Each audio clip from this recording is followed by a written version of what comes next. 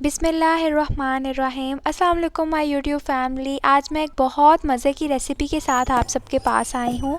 इस रेसिपी के लिए हमें लहसुन अदरक पेस्ट, हरी मिर्च, नमक, धनिया और पुदीना चाहिए होगा। इस चटनी के इतने ज़्यादा फ़वाइद हैं कि आप हैरान रह जाएंगे कि आपको इसके बारे में पहले क्यों नहीं पता था।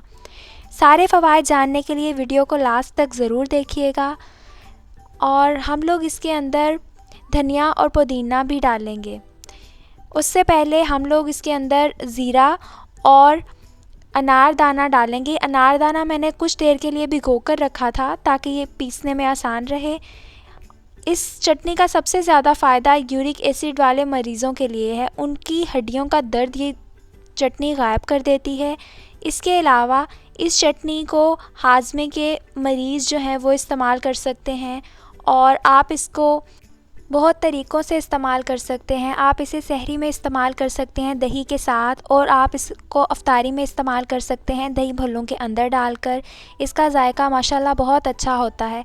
अभी हमने सब कुछ पीस लिया है। अब हम आखिर पर इसके अंदर धनिया और पुदीना डालेंगे, और इसको हम इसलिए आखिर में डाल रहे हैं ताकि अच्छे तरीके से पिस जाए। अगर हम पहले डाल देते तो हमारा अनारदाना बार बार मुंह में आना था और फिर ज़ायका उसने ख़राब करना था, इसलिए हमने उसे सबसे पहले पीस लिया था।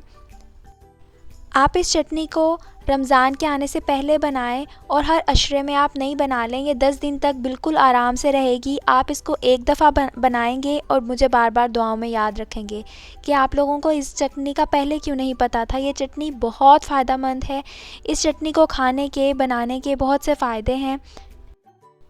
लें जी, हमारी चटनी तैयार है। आप इस चटनी को किसी चीज़ के बगैर भी ले सकते हैं, दही में रायते के तौर पर, और घी में इस्तेमाल